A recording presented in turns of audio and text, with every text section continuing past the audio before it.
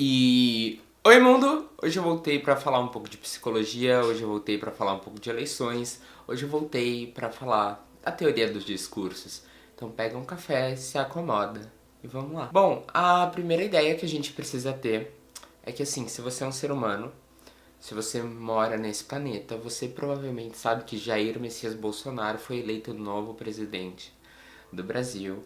E se não sofrer um impeachment, um golpe, um autogolpe ou qualquer outra coisa parecida, ele vai terminar o mandato daqui a 4 anos. E é isso que a gente precisa ter em mente agora. O objetivo do vídeo é para fazer não exatamente uma análise, mas apresentar algumas pontuações sobre a lógica dos discursos que foram super relevantes para o Bolsonaro. A primeira coisa é que o voto é um voto sempre de confiança, é um voto de identificação imaginário, é um voto de espelhamento. Quando você anula o voto, você meio que diz, bom, isso não me diz muito respeito. Você pode votar através do espelhamento, que é justamente eu penso A, B, C, D, E. O candidato, nos discursos dele, tem um diálogo muito parecido com aquilo que eu acredito. Logo, obviamente, ele entende o que eu passo. Óbvio, logo, ele obviamente vai governar para mim. E é de um viés muito imaginário. Ou a gente tem aqueles votos,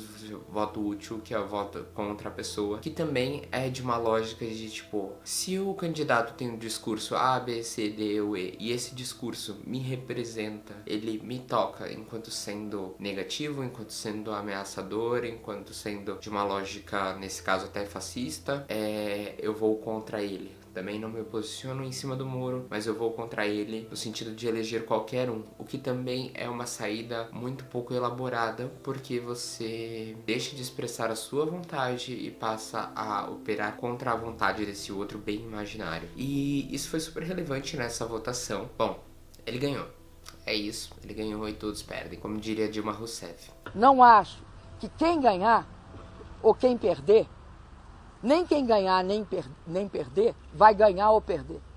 Vai todo mundo perder. É importante pra gente pensar a noção de que o discurso dele valida a hostilidade. Isso todos os meios de comunicação já falaram, todos os meios de comunicação vêm relatando isso, e é um dos grandes motivos porque a eleição aqui no Brasil também chamou tanta atenção no mundo todo. Que o discurso dele é um discurso que ele escolhe pra quem ele vai discursar, é um discurso onde, se ele não tá afim, ele não presta contas a ninguém, mesmo estando em um lugar onde se deve prestar contas à população. É um discurso que valida a raiva, o ódio, e que está propriamente explícito, por exemplo, na posse dele, de um Estado laico que vai seguir a Constituição, mas que a primeira coisa é ter Deus acima de tudo e ainda fazer uma oração com o Magno Mal. Bom, a gente tem a noção da falsa moral. A gente tem uma questão de tentativa de retrocesso ao momento histórico.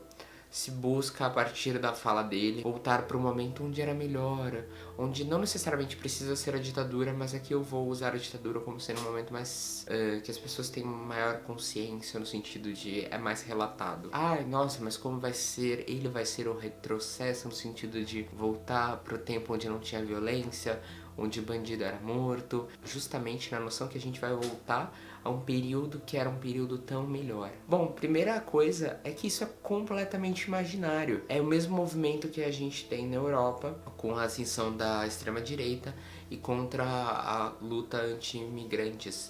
Que é se fixar nesse ponto no passado, que não necessariamente existiu, porque ele é síndico imaginário, e achar que essa pessoa vai poder restaurar esses valores tão ótimos de uma sociedade perfeita que operava a partir de uma lei inabalável. Isso é relevante pra gente, porque isso demonstra o quanto a sociedade está em busca justamente de um messias. E aqui, pela lógica do discurso, pela psicanálise, a gente tem bastante a importância do nome desse cara, não é qualquer coisa, né?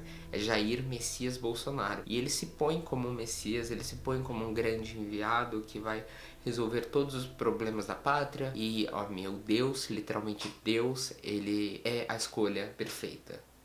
Bom, a gente tem a noção também dos seres humanos enquanto a destruição dos seus iguais, a questão da pulsão de morte e a questão do estranho, e que também foi tratado um pouco no vídeo da melancolia. Porque os seres humanos, eles tendem a aniquilar outros seres humanos que os colocam em xeque com as suas posições psíquicas e com as suas decisões. Então, os movimentos de extrema direita e de cunho aniquilatório das diferenças é também esse movimento de destruição do outro que me incomoda. Porque a partir do momento que a Marielle foi morta, não se tem que lidar com as diferenças que estão presentes na Marielle. Não se tem que lidar com ela estando casada com uma mulher, não se tem que lidar com ela indo contra a violência policial, não se tem que lidar mais com o diferente. E esse diferente foi literalmente aniquilado, que é o impulso que Freud já trazia pra gente nos primeiros escritos, que o ser humano está fadado a isso, está fadado a aniquilar os seus iguais, que a presença do não matarás já diz que o humano tem essa predileção a assassinar seus iguais,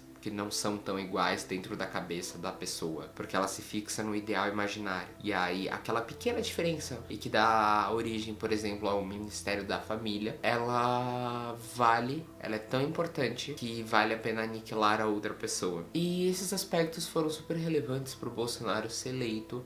Mas mais do que isso, agora vem a questão de bancar o discurso. O quanto realmente a gente vai poder confiar no que ele disse e não confiar no que ele disse. Porque pela primeira vez se tinham pessoas votando nele falando, não, mas isso que ele tá falando é bobagem. E aí você fica e pensa, então exatamente vota nele por quê? Se você tá desqualificando o discurso dele para alguns aspectos, porque você acha que em outros sentidos ele não vai fazer o que ele está prometendo. Então essa eleição também foi marcada por essa aposta meio no escuro, uma aposta meio seletiva, em que as pessoas que votaram nele e ainda falaram assim, não, mas ele não é tão extremista quanto ele fala. Se você não confia no discurso dele, por que você tá apostando que o discurso dele vai salvar o país? Não tá entendendo. Agora a gente vai ver o quanto ele pode bancar, no sentido de realmente investir no discurso dele, o quanto as coisas bem extremas que ele chegou a dizer poderão ser concretizadas, tanto no sentido dele poder encaminhar isso para os 3 poderes, para os outros 2 poderes no caso, quanto propriamente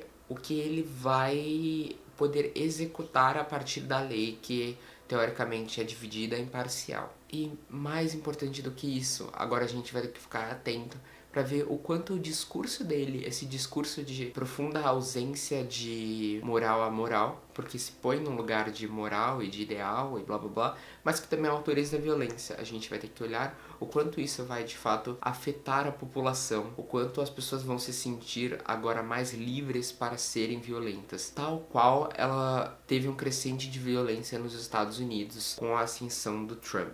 E esse era o vídeo de hoje, eu espero que tenham gostado. Quem gostou, se inscreve, dá like, compartilha e até a próxima.